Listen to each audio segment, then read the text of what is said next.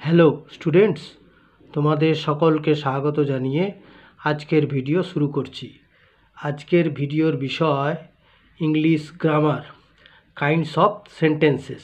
সেই সেন্টেন্সের ধরনের মধ্যে এখানে আজকে আমি তোমাদের বুঝিয়েছি হোয়াট ইজ ইম্পারেটিভ সেন্টেন্স। ঠিক আছে, তাহলে চলো বেশি দেরি না করে ভিডিওটি শুরু করা যাক।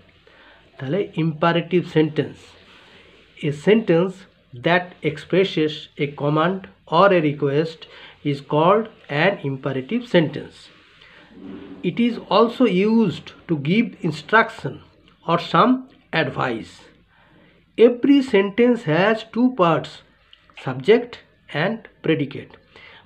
Imperative sentence do not have a subject, as the second person you is the implied subject.